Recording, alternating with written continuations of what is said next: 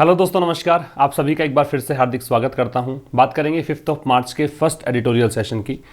और स्टार्ट करने से पहले थोड़ी सी इन्फॉर्मेशन देना चाहूँगा कुछ कोर्सेज़ के बारे में। एक तो ये ग्रामर का कोर्स अभी एप्लीकेशन पर चल रहा है। यहाँ प्रेपोजिशन अब कंप्लीट होने वाला है। प्रेपोजिशन के 5 पार्ट्स अपलोड हो चुके हैं। अभी पार्ट नंबर 6 आज अपलोड हो जाएगा, 2-3 दिनों में ये कंप्लीट हो जाएगा। इसके बाद एक नया टॉपिक हम स्टार्ट करेंगे, ठीक है। तो ये यहाँ पे 7 टॉपिक्स मान सकते हैं आप कंप्लीट हो चुके हैं। 7वां टॉपिक प्रिपरेशन चल रहा है। तो आप इसे बाई करके आप किसी भी एग्जाम की तैयारी के लिए ग्रामर अगर आप देखना चाहते हैं कि ग्रामर प्रिपेयर कैसे करें, तो ये कोर्स बहुत हेल्पफुल रहेगा। ये कोर्स बाई करने के लिए आपको आशीष क्लासेस एप्लीकेशन डाउनलोड करना है। आशीष क्लासेस एप्लीकेशन डाउनलोड करने के बाद आपको कुछ इस तरीके से कुछ और भी कोर्सेज यहाँ पर नज़र आते हैं। इन कोर्सेज में एक जो कोर्स है वो क्लोज टेस्ट और पैराजंबल का है, जहाँ पर आपको जो भी क्लोज टेस्ट या पैराजंबल उपलब्ध होंगे वो सब के सब न्यूज़पेपर से कंपाइल करके, न्यूज़पेपर से बनाकर आपको प्रोवाइड करवाए जाएंगे। कुछ ई बुक्स भी उपलब्ध हैं, जिनमें 3 ई बुक्स वोकैबुलरी की है। जो एडिटोरियल वर्ड्स 2020 में हमने डिस्कस किए थे, वो सारे वर्ड्स 3 अलग अलग बुक्स में उपलब्ध हैं। मंथ वाइज आपको दे रखा है, वो आप बाई कर सकते हैं। एक मॉक टेस्ट है एयरफोर्स और नेवी के स्टूडेंट्स के लिए। ये वाला कोर्स जो वेंसडे को स्टार्ट होता है, अब हम वेंसडे को हम स्टार्ट करेंगे इस बैच को। शायद बैच नंबर 84 रहेगा। तो काफ़ी लंबा सफ़र हमने तय किया है इस बैच के साथ। यहाँ आपको दोनों एडिटोरियल्स जो होते हैं साइड वाले द हिंदू के, वो एडिटोरियल्स मिलते हैं। पीडीएफ साथ में मिलती है। एक एडिटोरियल यही होता है सेम जो यूट्यूब पर आप देख रहे हैं, लेकिन बस फ़र्क यहाँ पे पीडीएफ मिल जाएगा, यहाँ पीडीएफ प्रोवाइड नहीं करवाते हैं। दूसरा एडिटोरियल है वो बोर्ड पर नज़र नहीं आएगा, क्योंकि काफ़ी सारे बच्चों की डिमांड रहती है डिजिटल बोर्ड पर हमें नहीं पढ़ना है। तो उनके लिए वो एडिटोरियल एक स्क्रीन पर ही आपको नज़र आता है, लेकिन पीडीएफ उसका भी उपलब्ध आपको होता है, ठीक है। तो ये कोर्स आप बाई कर सकते हैं। कॉमन एरर से हम स्टार्ट करेंगे इस सेशन को। पहला देखिए, क्लियरली कॉग्निजेंट अबाउट। देखो यहीं पर एरर है, कॉग्निजेंट के साथ में ऑफ लगता है। कॉग्निजेंट ऑफ का मतलब होता है अवेयर होना, ठीक है। तो कॉग्निजेंट ऑफ का मतलब अवेयर होना। अभी जो ट्रांसलेशन है वो हम देख ही लेंगे एडिटोरियल में। तो ये पहला आपका आंसर आएगा। दूसरा है, still the centre can hardly be not sanguine about an outcome where a mere 37% of the air waves on offer found takers. Still, अभी भी the centre can hardly be not. Hardly जो है वो खुद negative word है, इसलिए note की आवश्यकता आपको नहीं पड़नी चाहिए। हार्डली खुद नेगेटिव होता है, इसलिए नोट नहीं आता है। सैंग्विन का मतलब ऑप्टिमिस्ट होता है, जो कि आशावादी हो। नेक्स्ट है, in repeat of the 2016 auctions outcome. जैसा 2016 के अंदर नीलामी का परिणाम निकला था, ठीक वैसा ही उसका रिपीट हुआ है। The significantly more efficient 700 megahertz was yet again शंड by all Bidder's. तो ये जो बहुत ज़्यादा एफिशिएंट सक्षम 700 मेगाहर्ट्ज की जो फ्रीक्वेंसी है, वो एक बार फिर से इसको शन किया गया, इसको अवॉइड किया गया सभी नीलामी बोली लगाने वाले कंपनीज़ के द्वारा, given their prohibitive reserve price. कारण ये था कि इसकी जो प्राइस थी वो प्रोहिबिटिव रिजर्व प्राइस थी। रिजर्व प्राइस का मतलब होता है ऐसी प्राइस जिस पर जो बिडर है वो बोली लगाना नहीं चाहता, ठीक है। मतलब उसको कहें कि एक पसंदीदा, मतलब ये एक मार्क नहीं होता है बोली लगाने में। तो ये लोवेस्ट कह सकते हो कि एक पसंद का विषय होता है। इस कीमत पर बोली लगाना उसको रिजर्व प्राइस बोलते हैं। तो ये देर नहीं आएगा, ये 700 मेगाहर्ट्ज की बात कर रहा है, इस कारण से इट्स आएगा, ठीक है। तो यहाँ पे जो एरर है वो 3 नंबर पार्ट में है। तो ये तो कॉमन एरर्स थी। अब हम स्टार्ट करेंगे आज का सेशन। क्लियरिंग अ लॉ बार। बहुत सारे वर्ड्स आज आप सीखेंगे। थोड़ा सा हो सकता है कॉम्प्लिकेटेड भी लगे, लेकिन खैर हम आसान करेंगे। फिजिक्स अगर आपने पढ़ी है तो आप जानते हैं इलेक्ट्रोमैग्नेटिक वेव्स क्या होती है, बैंडविड्थ क्या होती है, स्पेक्ट्रम क्या होता है। कुछ वर्ड्स इस तरह के आपको परेशान कर सकते हैं, बाकी आर्टिकल आसान लगेगा। तो आइए पढ़ते हैं, स्टार्ट करते हैं 5 मार्च का एडिटोरियल सेशन। एंड तक देखना है, कहीं पर भी ऐसा नहीं कि 10 मिनट देख के आप स्किप करके चले जाएं। और साथ ही ज़रूर से शेयर करें, और पसंद अगर आपको आए, पसंद का मतलब यही है कि समझ में अगर आपको आ रहा हो तो आप लाइक करना ना भूलें। क्लियरिंग अ लॉ बार का मतलब क्या है? देखो, क्लियर का मतलब है कोई भी चीज़ को क्लियर करना। इसका मतलब आप इस पड़ाव को पार कर गए हैं। लो बार, बार का मतलब लेवल से है, लो का मतलब निम्न, नीचे का, ठीक है। एक गवर्नमेंट ने लगाया था कि भाई कुछ, मतलब एक कह सकते हो कि यहाँ फ्रीक्वेंसी अलॉट कर रही है टेलीकम्युनिकेशन जो कंपनीज है, जैसे रिलायंस जियो है, वोडाफोन है, एयरटेल है, इन जैसी कंपनी टेलीकम्युनिकेशन कंपनीज हैं, उनको ये फ्रीक्वेंसी यहाँ पे अलॉट कर रही है गवर्नमेंट। तो नीलामी प्रक्रिया यहाँ पे शुरू की गई, नीलामी यहाँ पे हुई, ठीक है। उस ऑक्शन में जो एक लो बार था, मतलब गवर्नमेंट ने सोचा था कि इतना पैसा हमारे पास आ जाना चाहिए इस नीलामी से, तो वो चीज़ है वो क्लियर कर दी गई है। इसी को टाइटल लिखा गया क्लियर है लो बार। इंडियाज लेटेस्ट ऑक्शन, भारत की जो नवीनतम नीलामी है, भारत की लेटेस्ट नवीनतम ऑक्शन नीलामी ऑफ टेलीकम्युनिकेशन स्पेक्ट्रम, किसकी? टेलीकम्युनिकेशन स्पेक्ट्रम की। स्पेक्ट्रम क्या होता है? स्पेक्ट्रम का मतलब एक रेडियो फ्रिक्वेंसी आप कह सकते हो, ठीक है। ये एक रेडियो फ्रिक्वेंसी है, जैसे आप सुनते हैं ना रेडियो के अंदर 93.5 FM, वैसे फ्रिक्वेंसी दी जाती है इलेक्ट्रोमैग्नेटिक सिग्नल्स को सेंड करने के लिए, ट्रांसमिट करने के लिए। वैसे यहाँ पे 700 मेगाहर्ट्ज, 900 मेगाहर्ट्ज, 400 मेगाहर्ट्ज, इस प्रकार से आपको फ्रिक्वेंसी अलॉट की जाती है, जो टेलीकम्युनिकेशन कंपनीज होती हैं उसी के लिए यूज़ किया गया है, ठीक है। तो भारत की जो लेटेस्ट ऑक्शन है किसकी? टेलीकम्युनिकेशन स्पेक्ट्रम की। इज, ये ऑक्शन, इस ऑक्शन को देखकर इज इसका वर्ब है, ये एक क्वालिफाइड सक्सेस है। क्वालिफाइड सक्सेस का मतलब एक पार्टली सक्सेस आप कह सकते हो, ठीक है। मतलब एक कह सकते हो कि आंशिक सफलता है, बहुत बड़ी सफलता नहीं कह सकते, थोड़ी बहुत सफलता है। फ्रॉम द सेंटर्स पर्सपेक्टिव, किसके नज़रिए से? केंद्र सरकार के नज़रिए से।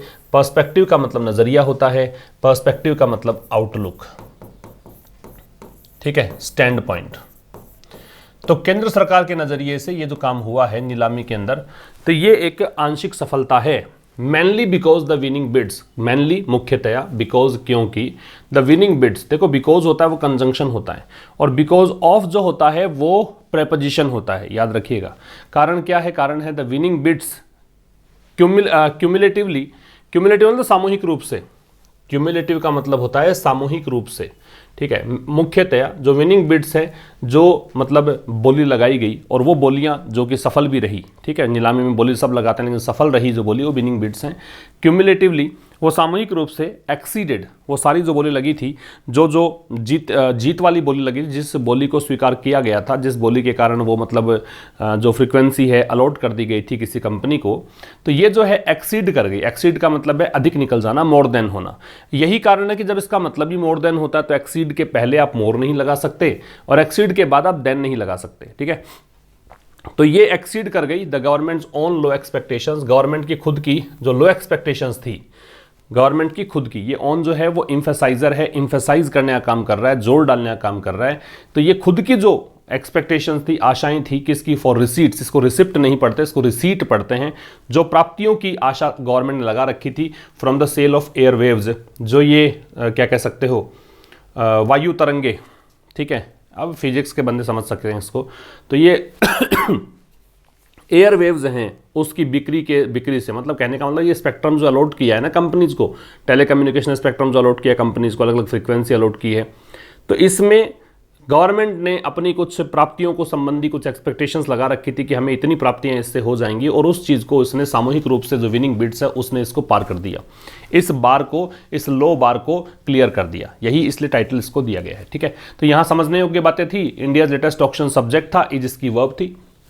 द विनिंग बिड सब्जेक्ट था, एक्सीडेड इसकी वर्ब थी। क्वालिफाइड सक्सेस का मतलब आंशिक सफलता है, पर्सपेक्टिव का नजरिया है, क्यूमुलेटिवली का सामूहिक रूप से है, ठीक है। आगे देखो, अ टोटल ऑफ 855.6 मेगाहर्ट्ज, मतलब कुल मिला के ये जो थे 855.6 मेगाहर्ट्ज वॉज सक्सेसफुली बिड की तीनों फॉर्म सेम है नीलामी लगाने के लिए, बोली लगाने के सेंस में। तो इतना टोटल जो है, इतनी बिड का जो टोटल है, एक टोटल है, वो सक्सेसफुली जो बिड किया गया, सफलतापूर्वक इसकी बोली लगाई गई, फॉर आउट ऑफ द 2308.8, मतलब पूरा मिला के तो इतना था 2308 मेगाहर्ट्ज। इसमें से बोली कितने की लग गई? इतने की बोली लग गई सफलतापूर्वक। सक्सेसफुली एडवर्ब है यहाँ पे, है ना। वॉज बिड है, ये पैसिव वॉइस बना रखा है। दैट वॉज ऑन ऑफर, अब ये दैट आ रहा है इसके लिए। तो ये जो मेगाहर्ट्ज है ना, ये ऑफर पे था। कहने का मतलब इतनी बोली लगाने के लिए मतलब ऑक्शन को आयोजित किया गया था, नीलामी प्रक्रिया शुरू की गई थी कि कुल मिलाकर 2308.8 मेगाहर्ट्ज की बोली लगानी थी, ये ऑफर पे था। लेकिन इसमें से 855.6 मेगाहर्ट्ज की सफलतापूर्वक बोली लगा दी गई। समझ में आ गई बात? समझने की बात यहाँ पे अ टोटल जो है इसको देखकर वॉज है, दैट है रिलेटिव प्रोनाउन, इसका एंटेसिडेंट ये है, इसको देखकर वॉज है। अब यहाँ पे हाइफन देके समझाया है कि भाई इतने में से इतने की बोली लगी। तो as the 3 largest telecom services providers, तो 3 जो सबसे बड़ी टेलीकॉम सर्विसेज प्रोवाइड करने वाली कंपनी है, ठीक है। सॉट, इन्होंने चाहा, सॉट सीक की सेकेंड फॉर्म इन्होंने चाहा टू ऑप्टिमाइज। ऑप्टिमाइज का मतलब होता है सबसे बेहतरीन तरीके से इस्तेमाल करना, ठीक है। बेस्ट पॉसिबल यूज जो भी हो सकता है उसको ऑप्टिमाइज करना बोलते हैं। देयर परचेजेज कि उन्होंने जो अपनी खरीद है किसकी, रेडियो स्पेक्ट्रम की, जो रेडियो स्पेक्ट्रम, जो रेडियो तरंगे, मतलब जो भी इनको फ्रीक्वेंसी, रेडियो फ्रीक्वेंसी चाहिए थी, बाय सीकिंग, कैसे, ये चाह कर, ये सीख करके, ये डिमांड करके, टू एक्वायर, कि प्राप्त किया जाए, एक्वायर का मतलब गेन करना, गेट करना, प्राप्त करना, ओनली, केवल उतना ही, व्हाट दे डीम्ड, जो कि उनको लगता था, दे यहाँ कंपनीज के लिए, डीम्ड का मतलब होता है कंसीडर, जो उन्होंने माना हुआ था, कंसीडर किया हुआ था, इसेंशियल, कि ये जरूरी है, एयरवेव्स, कि ये इसेंशियल एयरवेव्स हैं, इतना तो हमें चाहिए ही चाहिए, ये आवश्यक है, इसेंशियल का मतलब है महत्वपूर्ण है, सिग्निफिकेंट है। इधर एज रिन्यूअल, चाहे रिन्यूअल के रूप में हो कि बिल्कुल नए सिरे से ही फ्रीक्वेंसी ली गई हो, या फिर इधर के साथ में और लगता है, या फिर फॉर स्ट्रेंथनिंग, या फिर स्ट्रेंथन करने के लिए, स्ट्रेंथन का मतलब कई टावर मतलब बहुत मतलब फ्रीक्वेंसी बहुत वीक पड़ गई है जैसे, है ना, कई बार कॉल ड्रॉप की समस्या आ जाती है, नेटवर्क नहीं पकड़ता है, कुछ जगहें ऐसी हैं जहाँ पे नेटवर्क नहीं पड़ता, तो उस नेटवर्क को स्ट्रेंथन करने के लिए, देयर नेटवर्क, देयर यहाँ कंपनीज के लिए रिलेटिव आपका पॉजिटिव एडजेक्टिव है, नेटवर्क यहाँ पे नाउन होगा, while entirely avoiding, entirely adverb है, और वाइल के साथ जब वर्ब लगाते हो तो सीधा आईएनजी लगता है, क्या करते हुए, पूरी तरीके से अवॉइड करते हुए, क्या अवॉइड करते हुए, कॉस्टलियर बैंडविड्थ ऑफरिंग्स, कॉस्टलियर जो अधिक महंगी, बैंडविड्थ जो भी फ्रीक्वेंसी है, जो एक तरंग पट्टिका बोलते हैं इसको हिंदी में, और ऑफरिंग्स जो भी मतलब ऑफरिंग की गई थी, कहने का मतलब जो महंगी बैंडविड्थ थी ना उनको तो अवॉइड किया, और सस्ती और जो उपयोगी थी, जो इसेंशियल थी, उनको इन्होंने बोली लगाई उसके लिए। एक बार फिर समझना, यहाँ कह रहा है कि टोटल जो ऑफर था नीलामी के अंदर वो 2308.8 मेगाहर्ट्ज का था, उसमें से इतने की बोली सफलतापूर्वक लगाई गई। आगे इसको एक्सप्लेन किया कि 3 जो सबसे बड़ी टेलीकॉम सर्विसेज प्रोवाइडर्स हैं उन्होंने क्या चाहा कि अपनी परचेज को ऑप्टिमाइज किया जाए, कि जो ज़रूरी है उसी को खरीदा जाए, ठीक है, और परचेज किसकी है, रेडियो स्पेक्ट्रम की है, और कैसे उन्होंने किया, केवल उन्होंने वही फ्रीक्वेंसी प्राप्त की जो उनको लगता था कि अति महत्वपूर्ण है, ठीक है। क्यों प्राप्त की, या तो रिन्यूअल के रूप में, या तो फ्रीक्वेंसी को पूरे नए सिरे से प्राप्त करना चाहते थे, या फिर वो अपने नेटवर्क को स्ट्रेंथन करना चाहते थे, जबकि उन्होंने जो इससे महंगी बैंडविड्थ थी वो उसको क्या कर दिया, उसको इसने पूरी तरीके से अवॉइड कर दिया। समझने योग्य बातें क्या थी, ये जो 3 लार्जेस्ट टेलीकॉम सर्विसेज प्रोवाइडर से ये सब्जेक्ट है, इसकी वर्ब यहाँ पे शॉर्ट है। ऑप्टिमाइज का मतलब सर्वश्रेष्ठ यूज करना, to make best possible use, ठीक है। दे सब्जेक्ट था, डीम्ड इसकी वर्ब थी, डीम का कंसीडर करना होता है, वाइल के साथ में जब वर्ब लगाते हैं तो आईएनजी फॉर्म में लगती है, ठीक है, और एंटायरली यहाँ पे एडवर्ब था, एंटायरली का मतलब कंप्लीटली। आगे देखिए, द न्यूएस्ट एंट्रेंट, जो सबसे नई एंट्रेंट है, एंट्रेंट मतलब प्रवेश करने वाला। तो देखो इस फील्ड में, टेलीकम्युनिकेशन फील्ड में सबसे नई कंपनी कौन सी है, जियो है, रिलायंस जियो है। तो जो सबसे इस इंडस्ट्री में, इंडस्ट्री कौन सी, टेलीकम्युनिकेशन इंडस्ट्री है, इस कारण से दे लगा हुआ है। जब किसी नाउन से आप समझ जाते हो कि हम बात किसकी कर रहे हैं तो वो डेफिनेट बन जाती है, उससे पहले दे लगाते हैं। तो टेलीकम्युनिकेशन इंडस्ट्री में जो सबसे नई एक कंपनी है Reliance Jio, was also the most acquisitive, ये सबसे ज्यादा एक्विजिटिव रही। एक्विजिटिव का मतलब वैसे तो होता है लालची, ग्रीडी, रैपेशियस, ये मीनिंग देते हैं, यहाँ पे इसका मतलब ये नहीं है। यहाँ पे इसका मतलब वो कंपनी जिसने खरीद, यहाँ पे सबसे अधिक परचेजिंग इसने करी है ना, मतलब कोई कंपनी जो बाई करती है स्टेक्स को, उसको बोलते हैं एक्विजिटिव, ठीक है। तो रिलायंस जियो जो सबसे नई कंपनी है इस टेलीकम्युनिकेशन सेक्टर में, उसने सबसे ज्यादा यहाँ पे फ्रीक्वेंसी बाई करी, ठीक है, सबसे ज्यादा फ्रीक्वेंसी बैंडविड्थ इसको मिली। कैसे, as the Reliance Industries unit, ये जो रिलायंस इंडस्ट्रीज यूनिट है, रिलायंस इंडस्ट्री का ही है, अकाउंटेड फॉर, अकाउंट फॉर का मतलब होता है to make total, to make total, to make total of, ठीक है, किसी चीज का कुल पार्ट जो है बनाने को बोलते हैं, टू फॉर्म टोटल कह सकते हो, मेक टोटल की जगह फॉर्म कर लो, ठीक है, to form total of something, किसी भी चीज का पूरा पार्ट बनाने में जो हिस्सेदारी इसकी रही है उसकी बात कर रहा है। तो ये लगभग क्लोज टू मतलब नजदीक रहा है, इससे लगभग 60% इसने खरीदारी करी, किसकी, स्पेक्ट्रम की, bought at 488.35 megahertz and contributed almost 3/4 of the 77,815 crore that the department of telecommunications garnered from the sale. देखना क्या कहना चाहता है कि जो सबसे नई इंडस्ट्री, इस इंडस्ट्री में सबसे नई कंपनी है रिलायंस जियो, ये सबसे ज़्यादा मतलब खरीद करने वाली कंपनी रही। क्या कारण था, कारण था रिलायंस इंडस्ट्रीज यूनिट जो है उसने लगभग 60%, जितनी भी खरीदारी हुई ना उसका 60% इसने बाई किया, इसीलिए कहा गया सबसे ज़्यादा खरीदारी इसकी रही, ठीक है। ये जो इसने क्या किया, 488.35 मेगाहर्ट्ज यहाँ पे बाई कर लिया, कितना मतलब टोटल बोली कितनी लगी थी 855.6 की, इसमें से 488.35 मेगाहर्ट्ज किसने खरीद लिया, रिलायंस जियो ने, ठीक है। और इसने कंट्रीब्यूट किया ऑलमोस्ट, लगभग, ऑलमोस्ट एडवर्ब है, 3/4, 3/4, देखो 3 के बाद में फोर्थ आ रहा है, अगर यहाँ पे 3 के बाद में अगर कोई संख्या दे रखी है, 2 के बाद कोई संख्या दे रखी है, फ्रैक्शन नंबर होते हैं, 1 के अलावा कुछ भी दे रखा हो तो प्लूरल लगता है, 3/4 होगा, 3/4 नहीं होगा। किसका, जो टोटल यहाँ पे पैसा मिला किसको, डिपार्टमेंट टेलीकम्युनिकेशन को, दूरसंचार विभाग को पूरी इस बोली प्रक्रिया से, इस ऑक्शन से पैसा कितना प्राप्त हुआ, 77,815, इसमें से 3/4 पैसा किसने दिया, रिलायंस जियो ने दिया। बात सीधी सी बात ये है, ठीक है। गार्नर का मतलब होता है कलेक्ट करना, इकट्ठा करना, कलेक्ट कर सकते हो या फिर गेन कर सकते हो, प्राप्त करना कह सकते हो। बहुत सिंपल लाइंस हैं, बस थोड़ा सा आपको नया लग रहा होगा क्योंकि ऐसे आर्टिकल्स हम लोग जनरली वैक्सीन वाले आर्टिकल पढ़ रहे हैं या फिर कोविड वाले आर्टिकल पढ़ने में आ रहे हैं, इसलिए हो सकता है थोड़ा सा लगे कि ये क्या चीज़ें हैं, बाकी सिंपल बहुत आसान है। देखो रिलायंस जियो सब्जेक्ट था, उसकी वर्ब जो थी वॉज है। फिर एक्विजिटिव का मतलब क्या है, एक्विजिटिव का यहाँ मतलब बायर है। फिर रिलायंस इंडस्ट्रीज यूनिट सब्जेक्ट है, इसकी वर्ब अकाउंटेड है। फिर इसके बाद में यहाँ पे the department of telecommunication subject, और डिपार्टमेंट ही है खैर सब्जेक्ट, इसकी वर्ब है वो गार्नर्ड है, समझ गए। आगे देखो, that Jio's 57,123 crore by itself, by itself मतलब अपने आप, अकेला। बाई के बाद जब रिफ्लेक्सिव प्रोनाउन लगाते हैं जैसे बाई हिमसेल्फ वह अकेला, बाई देमसेल्व्स वे अकेले, इस प्रकार बाई इटसेल्फ अपने, ये केवल जियो अकेले ने।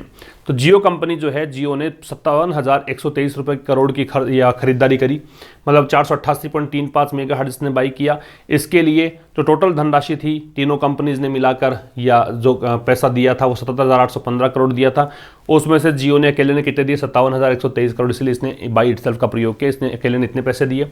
सरपास, सरपास का मतलब होता है आउटशाइन, आउटशाइन कह सकते हो, एक्सीड कह सकते हो। तो ये आगे निकल गई, ये आगे निकल गई किससे, गवर्नमेंट का जो एस्टीमेट था, गवर्नमेंट ने एक थोड़ा सा अनुमान लगा रखा था। एस्टीमेट का मतलब होता है पूर्व अनुमान। क्या अनुमान लगा रखा था कि 45,000 से लेकर 50,000 करोड़ रुपए इसके पास आएंगे for takings from the auction. Takings मतलब जो कंपनियां लेंगी फ्रीक्वेंसी उससे, फ्रॉम द ऑक्शन किससे, नीलामी से, इतना अनुमान इसका था। Where the reserve price for the entire spectrum, जबकि जो रिजर्व प्राइस थी, रिजर्व प्राइस का मतलब क्या होता है, रिजर्व प्राइस का मतलब होता है ऐसी कीमत, देखो बोली प्रक्रिया में क्या होता है, जो सबसे लोवेस्ट बोली होती है वो बोली, या फिर कहें कि सबसे हाईएस्ट जो बोली होती है वो लगती है। अलग अलग देखो फील्ड पे डिपेंड करता है कि लोवेस्ट है या हाईएस्ट है, वो चीज़ें हैं। अब यहाँ रिजर्व प्राइस का मतलब है ये एक ऐसी कीमत सेट की जाती है जिस पर कि बायर खरीदना ही नहीं चाहता, उसकी सबसे कम इच्छा जिस कीमत पर खरीदारी की होती है उसको बोलते हैं रिजर्व प्राइस। जहाँ रिजर्व प्राइस जो है एंटायर स्पेक्ट्रम के लिए, एंटायर मतलब संपूर्ण, तो संपूर्ण स्पेक्ट्रम है जो रेडियो ये फ्रीक्वेंसी है, उसके लिए जो पूरे का पूरा स्पेक्ट्रम है ऑन ऑफर, जो ऑफर पर था, अक्रॉस 7 बैंड्स, कुल मिला के 7 बैंड्स थे, 7 तरंग पट्टिकाएं यहाँ पे थी, ध्वनि पट्टिकाएं यहाँ पे थी, है ना। तो उन 7 बैंड्स में पूरे अक्रॉस का मतलब संपूर्ण रूप से, संपूर्ण रूप 7 बैंड जो थे उनमें जो ऑफर किया गया था एंटायर स्पेक्ट्रम को, अमाउंटेड टू, वो इक्वल था। अमाउंट टू का मतलब होता है इक्वल होना, वो इक्वल था किसके, अबाउट 3.92 लाख करोड़, लगभग 3.92 लाख करोड़ के। टेल्स इट्स ऑन टेल, तो ये जो रिजर्व प्राइस वाली कहानी है ये अपनी कहानी खुद बयां करती है। ये एक फ्रेज है, टेल्स का मतलब यहां पे बताना है, इट्स अपनी ऑन खुद की, टेल का मतलब कहानी, इसका मतलब ये पूरा प्रमाण है, ये एक एविडेंट है, ये स्पष्ट है, ये पूरी कहानी सच्चाई जो है सामने रख देता है। एक बार फिर समझना, कहना चाह रहा है कि जियो ने अकेले ने 57,123 करोड़ रुपए खर्च किए, ठीक है। तो ये गवर्नमेंट ने जो एस्टीमेट लगा रखा था 45,000 से 50,000 करोड़ रुपए आएंगे इस नीलामी प्रक्रिया से, तो इसमें तो जियो अकेला ही मतलब आगे निकल गया, ठीक है। एक्सपेक्टेशन जो था उससे तो आगे जियो अकेला ही निकल गया। जहां पर रिजर्व प्राइस जो था पूरे स्पेक्ट्रम के लिए, है ना, जो ऑफर पर था, अक्रॉस 7 बैंड्स मतलब पूरा मिला के 7 बैंड्स पे ये नीलामी प्रक्रिया चल रही थी, और उसमें पूरा जो ऑफर प्राइस थी, रिजर्व प्राइस था, वो लगभग कितना था, 3.92 लाख करोड़ रुपए था, ठीक है। तो इसमें से इतना पैसा इसने अकेले ने दिया और इतनी एक्सपेक्टेशन गवर्नमेंट की थी। तो ये जो कहानी है ये खुद ही मतलब यहाँ पे बयां करती है खुद की कहानी, मतलब ये स्पष्ट कर देता है। अब यहाँ पे समझने योग्य, जियो के 57,123 करोड़ सब्जेक्ट है, इसकी वर्ब सरपास्ट है, ठीक है। फिर द रिजर्व प्राइस जो है ये सब्जेक्ट है और टेल्स इसकी वर्ब है, समझ गए। आगे देखिए, क्लियरली स्पष्ट रूप से ये एडवर्ब है। कॉग्निजेंट ऑफ, कॉग्निजेंट का मतलब होता है अवेयर होना, कॉग्निजेंट के साथ ऑफ लगता है, अवेयर के साथ भी ऑफ लगता है, ठीक है। तो ये स्पष्ट रूप से इनको पता था, द प्रिवेलिंग का मतलब एग्जिस्टिंग, जो फिलहाल बना हुआ है, जो अस्तित्व में है, ठीक है, करंट जो भी कह सकते हो। ओवरऑल कुल मिलाकर इकोनॉमिक सर्कमस्टेंसेज, आर्थिक हालात, अमिड का मतलब के बीच, के दरमियान, किसके दरमियान, कोविड-19 पेंडेमिक के बीच, as well as the high level of indebtedness, और साथ साथ में बड़ा उच्च स्तर पे कर्ज चल रहा है इन द इंडस्ट्री। इस इंडस्ट्री में पता होगा वोडाफोन बहुत बड़ा कर्ज था और एयरटेल पे था। एयरटेल ने हालांकि कुछ कर्ज चुका दिया। सबसे ज़्यादा बुरी हालत वोडाफोन की हो गई थी, इसमें हमने ये आर्टिकल्स भी डिस्कस किए थे पहले। इनडेटेडनेस कर्ज को बोलते हैं। तो देखो इस चीज़ की जानकारी थी, कैसे क्लियरली स्पष्ट रूप से एडवर्ब है, कॉग्निजेंट एडजेक्टिव है, कॉग्निजेंट में ऑफ लगता है, प्रिवेलिंग जो है यहाँ पे एडजेक्टिव काम करेगा, द डिटर्मिनर है। तो स्पष्ट रूप से ये जानकारी थी कि जो वर्तमान में आर्थिक हालात हैं उसकी जानकारी रखते हुए, और साथ मतलब किसके कारण, कोविड-19 पेंडेमिक के कारण, और साथ साथ में इस इंडस्ट्री पर बहुत बड़ा कर्जा था, इस बात की जानकारी रखते हुए द गवर्नमेंट अपीयर्स, गवर्नमेंट ऐसा लगता है, टू हैव टेम्पर्ड, कि इसने अपना मतलब कम कर दिया, टेम्पर्ड का मतलब रिड्यूस करना है, ठीक है। तो गवर्नमेंट ने ऐसा लगता है कि कम कर दिया इट्स एक्सपेक्टेशंस, अपनी आशाओं को, to a more realistic level, और ये बिल्कुल यथार्थवादी एक स्तर पर। इसीलिए इसने अपना जो एक्सपेक्टेशन लेवल था वो इतना ही रखा। कितना इसको लग रहा था, 45 से 50,000 करोड़ आएंगे, ज़्यादा इसने सोच के नहीं रखा था। क्यों नहीं सोचा? क्योंकि इसको ध्यान था गवर्नमेंट को कि इकोनॉमिक हालात अभी ठीक नहीं है कोविड-19 पेंडेमिक के चलते, और साथ में इस इंडस्ट्री पर कर्ज बहुत ज़्यादा है, इसलिए इतना पैसा हमारे पास नहीं आएगा। इसलिए इसने एक्सपेक्टेशन लेवल जो है वो टेम्पर किया हुआ था, वो इसने कम किया हुआ था। समझ गए? अब यहाँ पे कॉग्निजेंट में ऑफ लगेगा, प्रिवेलिंग का मतलब एग्जिस्टिंग होता है, गवर्नमेंट सब्जेक्ट अपीयर्स इसकी वर्ब है, ठीक है, और टेम्पर है इसका रिड्यूस करना होता है, और हैव है इस कारण से थर्ड फॉर्म है। इट्स है वो पजेसिव एडजेक्टिव है गवर्नमेंट के लिए। आगे देखो, स्टिल फिर भी, द सेंटर कैन अभी भी, इवन नाउ के अर्थ में आ सकता है, can hardly be sanguine, sanguine का मतलब होता है आशावादी, ऑप्टिमिस्ट, इसका ऑपोजिट होता है पेसिमिस्ट। तो अभी भी जो सेंटर है, केंद्र सरकार है, वो मतलब आशावादी नहीं हो सकती, ठीक है, मतलब हार्डली आ रहा तो नेगेटिव पढ़ा जाएगा, और ये आशावादी नहीं हो सकती अबाउट एन आउटकम, एक ऐसे परिणाम के बारे में, आउटकम का मतलब रिजल्ट है, where a mere 37% of the air waves, जहां पर केवल, मेयर का मतलब ओनली, केवल 37% जो एयर वेव्स हैं, ध्वनि तरंगे हैं या वायु तरंगे हैं, ऑन ऑफर फाउंड टेकर्स, ठीक है, ऑन ऑफर जो मतलब ऑफर पर रखा गया था, इसकी नीलामी प्रक्रिया चल रही थी, फाउंड टेकर्स, उनको टेकर्स मिल गए।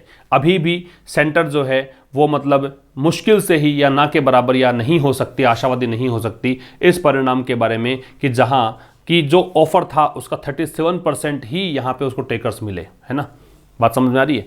केवल 37% ही फिर भी मतलब स्टिल आ रहा है, तो ये एक एडवर्सेटिव, एक कंजंक्शन का काम भी करता है, इवन नाउ का काम भी करता है, तो यहाँ तो फिर भी कर दे रहा है।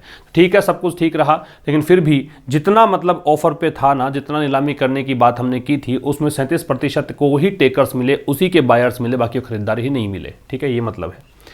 In a repeat of the 2016 auctions outcome, outcome का परिणाम है, तो जो 2016 के ऑक्शन के आउटकम निकले, जो नीलामी प्रक्रिया के परिणाम निकले 2016 के, उसके रिपीट में, है ना, उसका जो पुनरावृत्ति हुई, ये दोहराया गया। The significantly more efficient, significantly adverb है, मोर एफिशिएंट यहाँ पे एडजेक्टिव है, और डिग्री कंपैरेटिव है।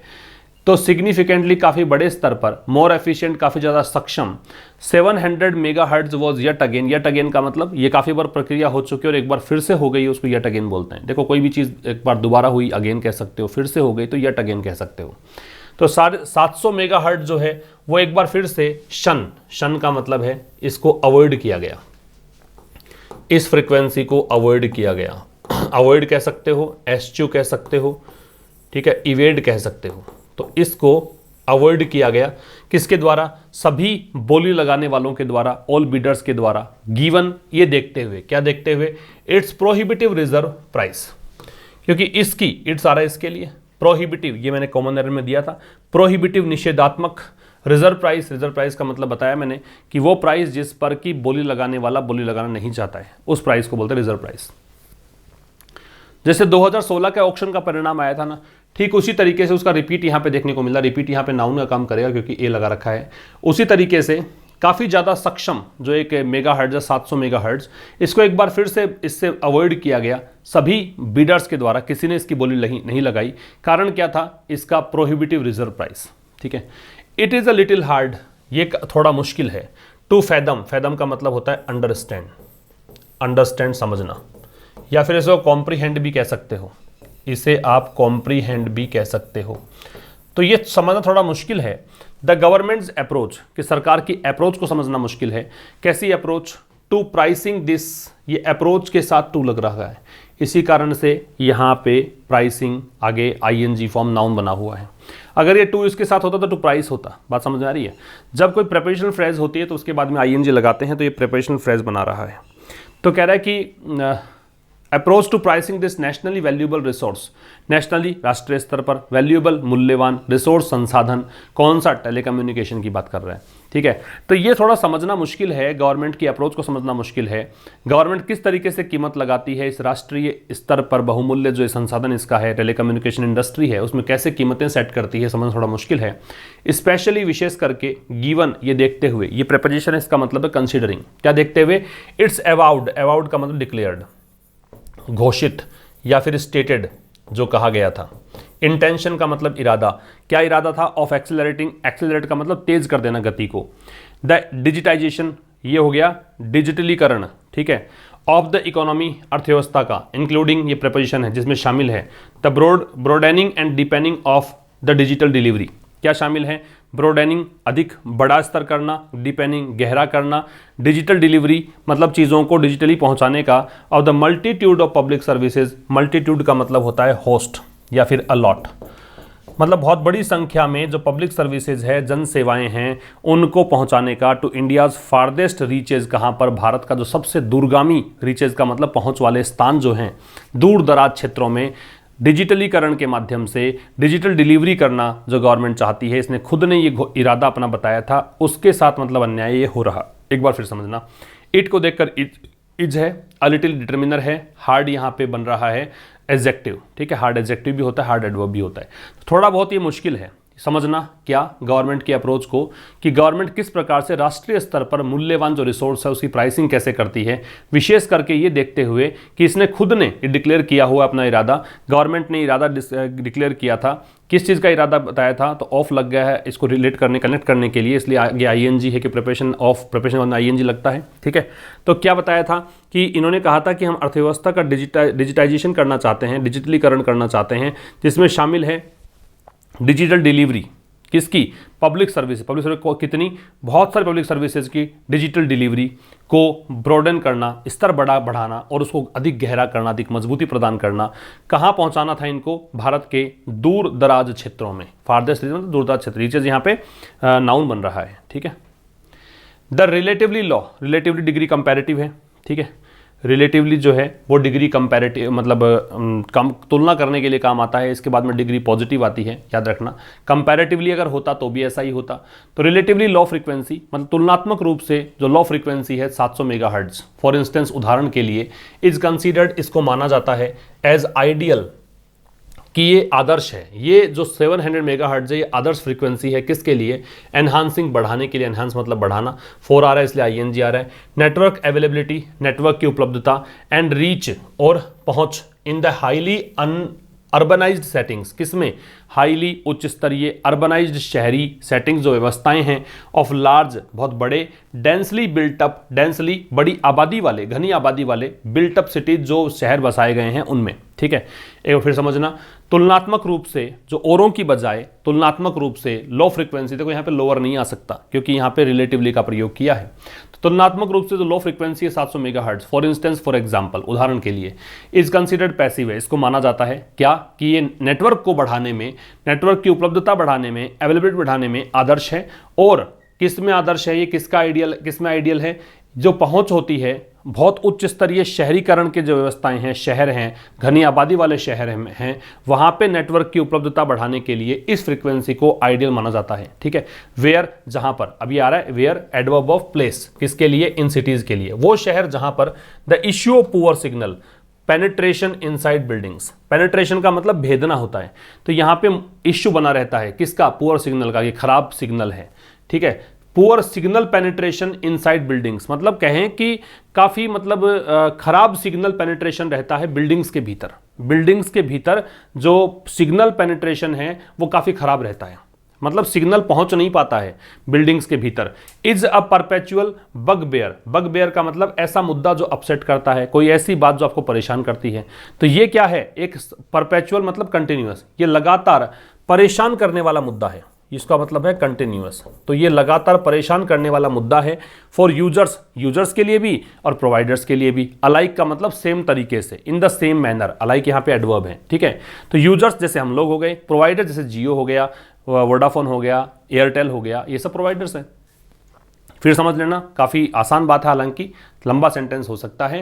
तुलनात्मक रूप से जो लो फ्रीक्वेंसी है 700 मेगाहर्ट्ज, उदाहरण के लिए इसको माना जाता है कि यह आदर्श फ्रीक्वेंसी है, किसके लिए, नेटवर्क की उपलब्धता को बढ़ाने के लिए और नेटवर्क की पहुंच को बढ़ाने के लिए। कहां पर, जो काफ़ी बड़े स्तर पर जो शहरीकरण की व्यवस्थाएं हैं, और शहरीकरण में बड़े बड़े जो सिटीज़ हैं बनाए गए हैं वहां पर, है ना, घनी आबादी वाले शहर हैं वहां पर, जहां पे मुद्दा किसका रहता है, वहां मुद्दा ये रहता है कि बिल्डिंग्स के भीतर नेटवर्क नहीं पहुंच पाता है। और ये एक लगातार ऐसा मुद्दा है जो परेशान किए रखता है यूजर्स को भी, प्रोवाइडर्स को भी एक तरह से।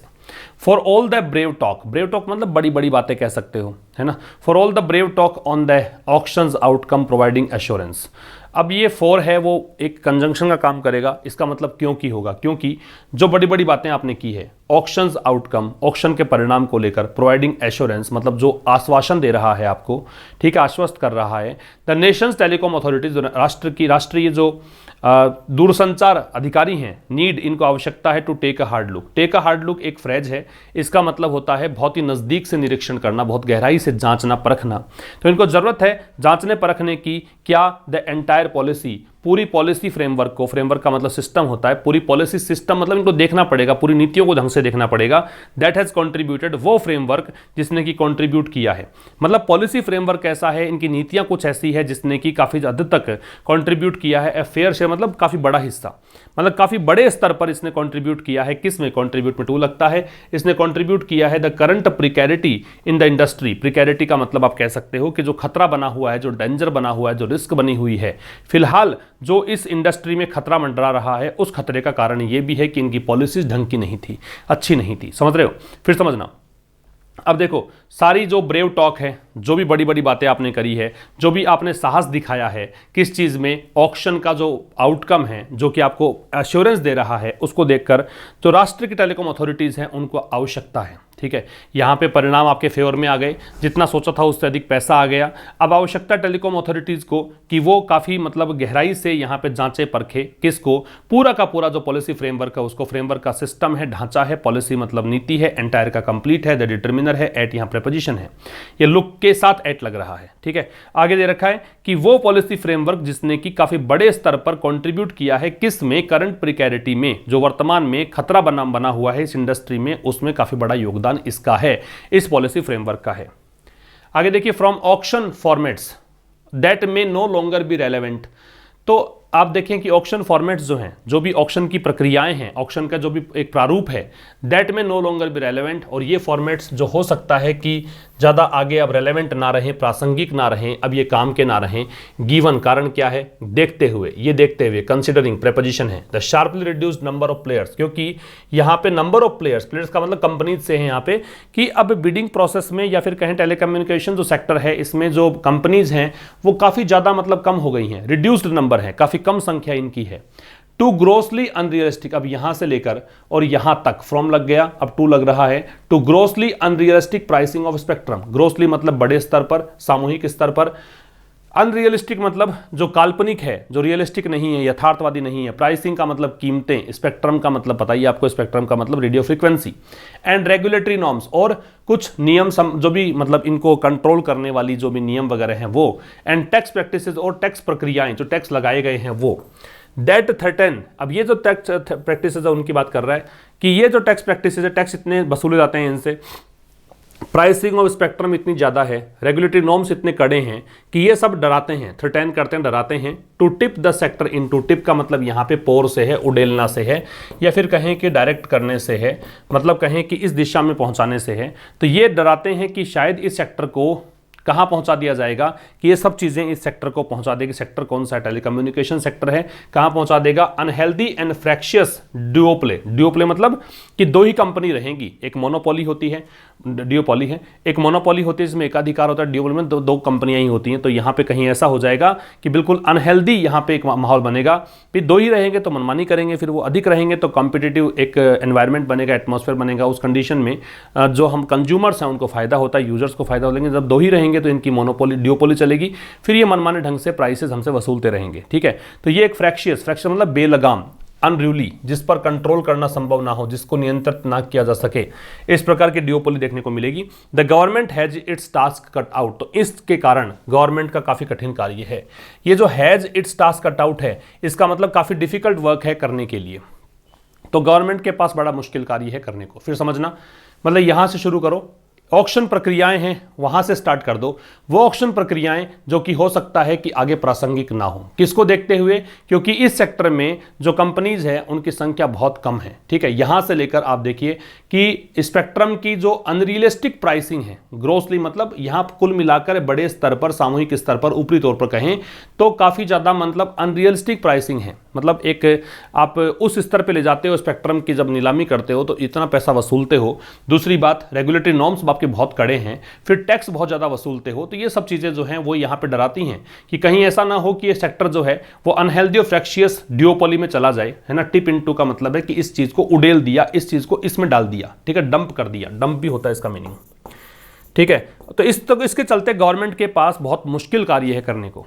इट मस्ट नाउ एक्ट, अब ये इट है यहाँ पे गवर्नमेंट के लिए, और यहाँ पे सजेशन है लेखक का गवर्नमेंट को कि गवर्नमेंट को जरूर से जरूर अब काम करना चाहिए क्विकली, काफी तेज गति से, टू इंश्योर, ये सुनिश्चित करने के लिए कि does not and up hurting the very sector, कि अब एंड ऐसे ना हो कि गवर्नमेंट जो है एंड अप का मतलब ये कंक्लूड करे, किसी को कंप्लीट करे, अंत ऐसा हो। ठीक है, कि गवर्नमेंट ये सुनिश्चित करे कि कहीं इस सेक्टर को, वेरी सेक्टर का मतलब है यही सेक्टर, टेलीकम्युनिकेशन सेक्टर, ये वेरी जो है इंफेसाइज करने का काम कर रहा है कि कहीं गवर्नमेंट जो है वो इस सेक्टर को हर्ट ना कर दे। दैट हैज बिकम, अब ये दैट इस सेक्टर के लिए रिलेटिव प्रोनाउन है, वो सेक्टर जो कि बन चुका है क्या, की मल्टीप्लायर, की मतलब महत्वपूर्ण, सिग्निफिकेंट, मल्टीप्लायर मतलब गुणात्मक रूप से बढ़ाने वाला, ऑफ इकोनॉमिक एम्पावरमेंट मतलब आर्थिक, आप कह सकते हो एम्पावर, सशक्तिकरण, एंड प्रोग्रेस, प्रगति।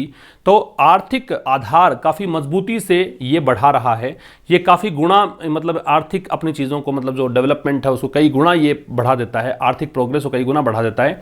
ठीक है, तो इस सेक्टर को कहीं ऐसा ना हो कि ये हर्ट कर दे, इस सेक्टर को नुकसान पहुंचा दे, ये गवर्नमेंट को सुनिश्चित करना है और इस पर कड़ी कार्रवाई गवर्नमेंट को करनी है। आगे देखिए, रिवीजन है। फ्रैक्शियस का मतलब मैंने बताया अनरूली होता है, तो फर्स्ट को जोड़ देंगे आप डी से। फिर अवाउड है, अवाउड का मतलब होता है घोषित, स्टेटेड, तो इसलिए डिक्लेयर्ड, ई। फैदम का अंडरस्टैंड है तो समझना, ए। शन का मतलब बचना है, बचना है तो अवॉइड, सी। और टेम्पर का मतलब कम करना है तो इसलिए मिटिगेट, बी। अब इसका स्क्रीनशॉट आप ले सकते हैं। तो ये आपका आज का एडिटोरियल था। बात करेंगे कल शाम 5 बजे एक नए सेशन के साथ। तब तक के लिए नमस्कार, थैंक यू वेरी मच।